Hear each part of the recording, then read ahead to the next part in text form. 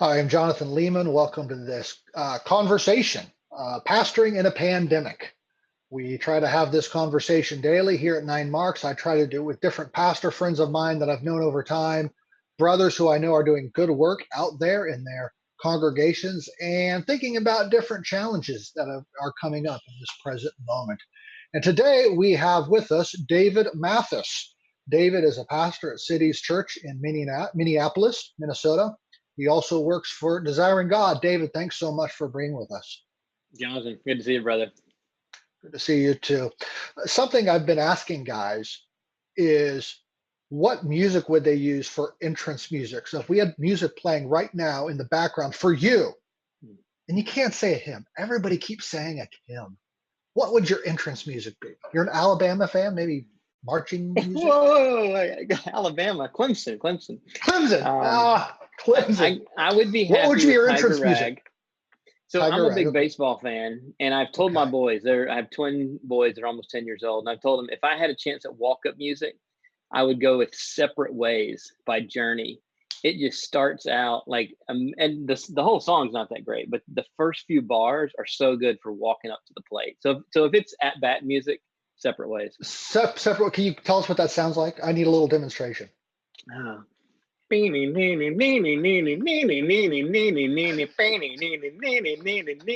drums come boom, boom, boom, boom. And that's right when you step in the box and you're eyeing up the pitcher, you're getting the bat ready at that point. And I say, here we are, pastoring in a pandemic. Yeah, that's right. Well, walk-up music, my only frame of reference for walk-up music is baseball. So mine is Bulls Stadium in the 90s, which we're all watching now. But I was in high school in Chicago, and that's what we got. Anyhow, that's helpful. A little bit of context for knowing you, David. Thank you so much. But you are a pastor, as I said, at Cities Church, correct? That's right. For how long? One of 8 pastors at Cities Church. We were planted by Bethlehem Baptist just a little over 5 years ago. We celebrated our 5th anniversary in January here, one of the last times we met before the pandemic came. Great. And how many elders do you have?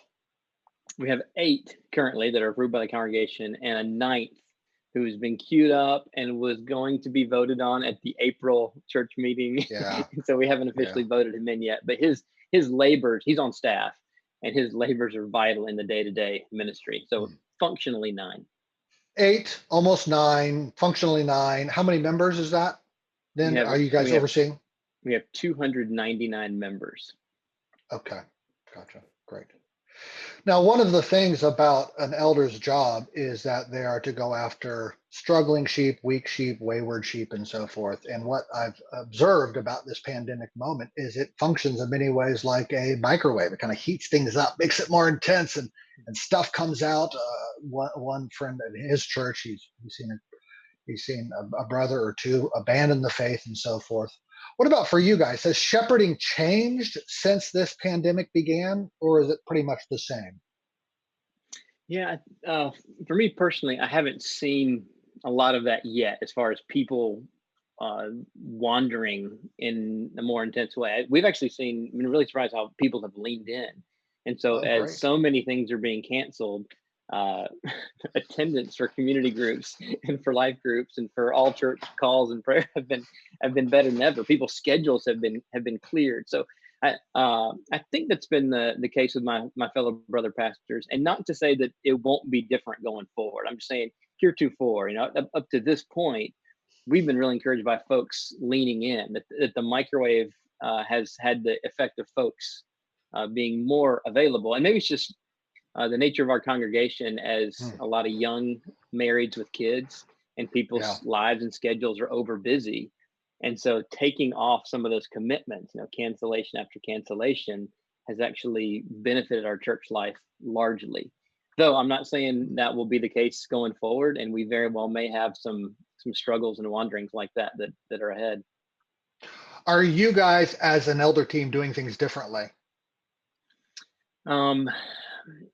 More phone calls, more texts, more whatever. Yeah, there may be more texts. I think there's maybe heightened vigilance. So our church is really structured on 3 main regular gatherings, 3 main regular kinds of meetings. There's the Sunday gathering, the worship service. Then we're all structured in community groups. All of our members are part of a community group, and we have about 25 community groups. And so those meet on a weekly, bi-weekly basis. And then within those, there's what we call life groups, which are accountability groups, 3 to 5, men to men, women to women. And so when the Sunday gathering was taken away from us, we didn't need to do anything new in terms of how to structure our people. We just leaned into the current structure. We've got these community groups that can happen via Zoom. We've got these life groups that can happen via text, that can happen voice messages. Those can happen via Zoom as well. And so kind of going right to that structure, but we've mainly been continuing to function in the structures that we have. Our pastors are still meeting. We do a Thursday night meeting after the kids are in bed every other Thursday. And we've continued that meeting. We've done that You're meeting. doing that on Zoom, presumably? Some on Zoom, but we've also done it socially distanced. I mean, there's only 9 of us. Okay. And so we can come to the church and we can spread out in the church and socially distance ourselves appropriately and have our meeting in person, which is actually really sweet because we've only seen our families in 3 dimensions, for the last few weeks. So to see some other people at the elder meeting sure. has been a sweet time as well. Yeah, I get that. I think the point you're raising is something I forget if I've had the conversation in one of these Zoom casts, but I've certainly had it with other people. The pandemic is kind of exposing what our churches are and Absolutely. what the structures that we've set up, but also even more, I would say in some ways, the culture of discipling, the culture of hospitality. I think those things are showing themselves more clearly. And it sounds like if I understand you correctly, the lack of change, the just leaning into our present structures, you said, is revealing a certain health that was in your church to begin with. Fair to say? I hope that's the case. I mean, we'll see. As it goes week after week, perhaps other cracks are exposed, and so God has His ways of humbling us. No doubt. But heretofore, it's been a sweet thing to have that structure to lean into. It took very little communication from the pastors. There was no reorganization to do. We just said, "Hey, Sunday service is canceled indefinitely. We will be sending you every Saturday night. We're going to send a liturgy for household worship." Oh. And an aspect of that household liturgy is watching a video sermon that's pre-recorded on Fridays. But we're not live streaming the services. We're encouraging families to gather, or if singles, unmarried, those who could gather with a household to distribute our Sunday morning worship into households. And that liturgy has been a great time to speak into our families in terms of what texts are we reading, what written prayers are there for dads, for moms, for kids to read through in that context, what hymns are we singing in this time. And Nick, our worship leader, he set up a little recording studio in his basement, and so he and his wife have been any of the songs in corporate worship, they record them ahead of time. It's very simple. He's on the guitar, they're recording their voices. It's a quality recording. And so we can actually, as we move through the liturgy, we can hit play on the song, How Great Thou Art. And then there's a little guitar, Nick's leading with his voice. We can all join in and sing. And that's been a sweet aspect of this as well. How about singles who don't have family worship opportunities? We're encouraging them to join in with the family. And we've reached out to some singles in our own community group and said, "Hey, come worship with us as a family," or to have them get together, and if they can do so in socially distant, appropriate ways, which I think that can be done. And that's been the encouragement. I don't know that all have taken us up on that. I think some maybe have chosen that they want to just do it themselves, which wasn't our encouragement. But there's only so much we can organize and do there. And others have contacted the church and said, "Hey, place me with somebody," and we've been eager to try to place them with a family that would have them. Great. Now, something we've been doing in our elder meetings is praying more than usual. I think our elder meetings typically consist of maybe an hour of prayer, but the last couple of meetings, it was just nonstop prayer the whole time, going through. And in fact, I wasn't there, but they went through the entire directory, all 80, 85 members, one at a time. Just an extraordinary amount of prayer compared to typically, you could say, 2 or 3 hours instead of one. Anything different about your elder meetings at this point, or again, it's just same sort of things? You know, a couple key meetings there at the beginning. So I think it was March 12th. Was the Thursday night, if I'm considering it rightly, and we need to make a decision for that Sunday. And the dominoes didn't start falling in Minnesota till that Friday, so we didn't know whether Minnesota churches were going to cancel or not on that first weekend. And so we came in that Thursday night, and some guys had been doing a lot of reading online, following news stories, kind of thinking through the epidemiological aspects of it. And then others hadn't given it much thought. And so that was an interesting discussion. And God gave us some amazing unity. And we decided that Thursday night, hey, we're gonna go ahead and cancel the service here as we move forward. And I think a big thing there for us was being able to come into that meeting and to do this as a team. Yeah. So that's where the place of having an elder team, to have a pastoral team, a plurality, was so important, because guys had different instincts coming in. They had read more or less on it, or had various ties to the medical community or whatever. And so to be able to hear different perspectives and then come to a mind, which we didn't have to be unanimous on that, but we were. God did that work and we're able to move forward. That was a real blessing. And then the following week, we met again. Usually we meet every other week. We thought we need to meet again. And this time it was, what are we going to do? So it felt like it's not enough just to cancel Sunday morning. We're going to lean into our present structures, but let's provide something for our people. Let's look at this difficulty as an opportunity in some senses. And so one of the plans that came out of that, we had just preached through the 10 Commandments, finishing the week before things happened. It was the last sermon, commandment number 10, you shall not covet. And we were planning to just go on through the spring through Exodus 40. We decided, you know what, this is a good place to pause. We had done Psalms 1 to 20 last summer and had planned to come back this summer to Psalms 13 to 24 or whatever it was. And so we said, let's go ahead to Psalms. This would be a good time. Let's change things up. We don't need video intro, flashing lights, COVID-19, the series, but let's do a biblical, let's go through the Psalms. Psalms would be fitting in this unusual time. And so that's what we've been doing, taking one Psalm a week for that little video sermon we record on Fridays and play into the households on Sunday. And then we said, this is you know what, this is a time where we should lean in as pastors. And one way that we can do that is let's get on the same reading plan as a church. Real minimal. We don't need to do Bible through a year. Let's just do a chapter a day. We'll tell everybody, here's a chapter a day, 6 days a week. You read the chapter, and actually, as you're in lockdown, we'll start with the prison letters. So Paul is in lockdown, a much worse lockdown. We'll do prison letters and read a chapter a day. And then we provide a little 5 to 7 minute video by a pastor, so that the 9 of us take turns. And we just do a little video devotional that's based on that day's chapter. That's going out every day over every day. Email. It's in our little app, the Subsplash app or whatever, and they can, and we just video those a couple days ahead of time. We send them into our communications guy, Kenny. He does a great job queuing them up. Little notification goes out each morning, and people can check out the video for the day. So what we wanted to do is, in the absence of that face-to-face on Sunday morning, we want our folks to be able to see a pastor's face every day. So every day after you read your chapter, if you're following along with us, you can hit play and see one of your pastors for 5 to 7 minutes, give a little video devotional. So we hope to increase that visible aspect of it, right, even as we're missing our weekend times together. So I think you lied to me. You said you weren't doing anything different. You guys were doing a lot of stuff. Oh, not mainly different. I think I don't know that it doesn't feel like a lot of stuff to me. I think we've supplemented, but mainly our core strategy is lean in to our community groups and to our life groups. Yeah.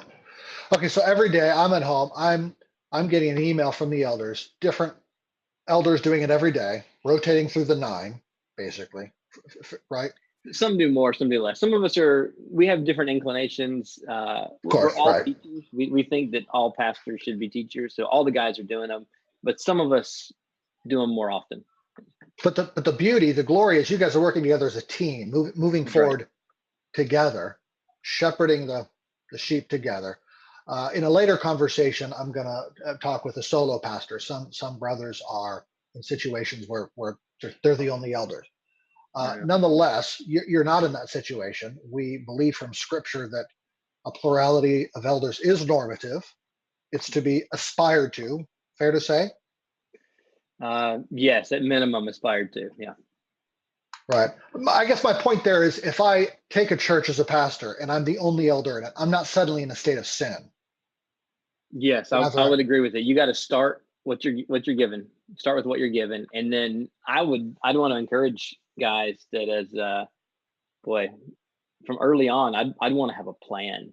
I'd want to at least be working a plan. If I was by myself, I'd at least want to be working a plan toward raising up brothers who would be a Right. team along with me. Yeah.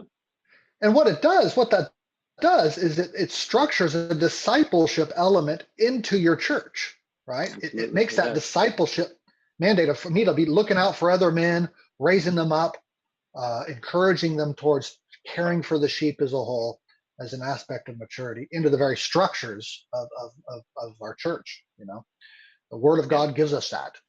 that's right. I mean, I'd take it as a warrant for pastors, as a commission for pastors in 2 Timothy 2:2. I Mhm. know some try There you to go. apply that text to every You've single heard from Christian, me. Trust the perhaps. faithful men who will teach others also. That's right. Sorry, go on. Paul is saying that to Timothy, and I think I take that as a pastor as a call that an essential part of my ministry of teaching and governing the church is adding to our leaders, raising up leaders for the future. So that's a permanent part of your church's life, and that's bearing fruit even now as you seek to shepherd the flock, even in its scattered capacity. Uh, Tremendous encouragement. Yeah, one more thing back to the plan of coming out on what are we going to do during this time. We're canceling the corporate worship gathering, but should we do Yeah. these video teachings? A big thing for us as pastors is saying, all right, brothers, um, this would be hard by ourselves, but we're not alone. And right now, this is a time when conflict comes, when there's difficulty, when there's unprecedented times, unusual days. This is a time when leaders lead. So, brothers, we don't have to have a perfect plan. You know what? We're not going to have a perfect plan, but we got to have a plan. But we're going to figure out something. Something that's maybe inadequate, but hey, we got each other, and so let's 360 some ideas. And we thought, hey, let's lean into this one. This is not for every church. This is not a perfect plan, but here's one way that we can show our people we're not going away, and we're available. You can see us day in and day out on the little video. And then a big part of this for our church and related to our structure of our 8 pastors, we all are leading a community group of the 25.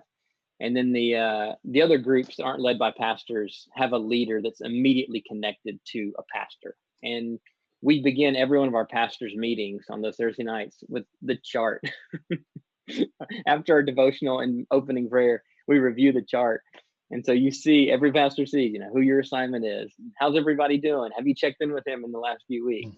And we want the guys to not only be ready to receive initiatives from those leaders on the ground in those community groups, but we want to be proactive toward those leaders. How are you doing? What needs are you finding? And so that's one way that we're able to connect. I think under God here we have good tabs on our members. I think we know well where our members are, how they're doing. We have a connection. We have a personal or one person removed connection to every member that we're able to service in a weekly or biweekly way. Now, a weakness for us is the folks who aren't yet members, who are just part of the Sunday gathering. So on Sunday mornings, we have over 450 on Sunday mornings, and only 300 are members. And some of those are serving in childcare. So there's a group of hangers on there that's a weakness for us right now. We are not doing much or anything. If those people wanted to Well, contact, if they want to contact the church office and try to get connected to a uh-huh. group, we can service that. But Yeah. we don't have tabs on those who are not officially in our lot. Well, I don't know if that's a weakness for you. I would say that should be part of the encouragement for them to join a church.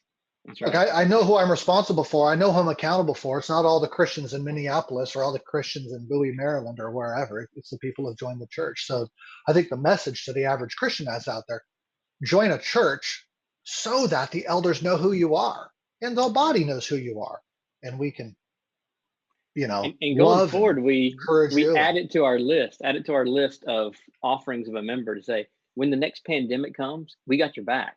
We're checking on you Yeah, weekly. that's right. If That's you're a right. member, you Benefits are of taking, membership. that's right. You're pandemic ready. That's good. Hey, brother, last question I try to ask on every one of these conversations is, supposing, Lord willing, a couple of years from now, we're looking back on this through the rear view mirror and we're kind of out of this. What is it you're hoping to learn about the Lord in this time? I think his care for his church as a people and not a building or an event. This is really interesting timing for us as a church. On our 5th anniversary Sunday, January, I don't know, 18th or 19th, that was our first Sunday in a building that we just signed the deed. So That is ironic. so earlier this year, one of the first things we did as a church in 2020 is we bought a building. And then just over a month later, 2 months later, bam, we're not using the building. Yeah. And God's like, I don't need no building. but exactly. And it's we actually Piper came and did our 5th anniversary message. And somebody had said in the welcome, they had said, we own the building now. And everybody had clapped and celebrated. And then and John made a little aside in his message about God owns the building. You're stewards Classic. of the building. Classic. And it was Yeah. a fantastic reminder for us. And even though we have not been using our building now for 2 months, I think this has been good times for us as a church, not to make light in any way of the disease, of the virus, of what medical workers are going through, what people are facing as they have the virus and fight through it. So those are horrible things. Like it's a pandemic for a reason. And for us as a church, I think this has been a good thing. These are precious times with our families, time to really rehearse what the main stuff is, to really check on each other. I mean, in our Mhm. life groups, in our community groups, there's a vigilance and a diligence in checking with each other that Awesome. has not been there before in terms of the ways that people are leaning in. And so, one thing I really hope that will be part of what really has effects for our church in the long run here is that there will be a new, profound felt sense of how Hmm, important the people of God are. hmm, hmm. Because Good we word. do have a group, we have a membership that is young with kids and very busy. And we often feel the competitive nature of just all that's on the calendar. And perhaps God would show us here in the season that he's a God of a people, not of an Mhm. event. He's a God of 168 hours a week, not just 1 hour or 75 minutes of corporate Yeah. worship. And I think God's working that in us a little bit, and pray that he'll do that a lot in the coming weeks. David, that's a great final word. Thank you so much for your time. And friends, if you're listening, join us tomorrow for a conversation with Tom Schreiner. Thanks again, David. All right. Thank you, Jonathan.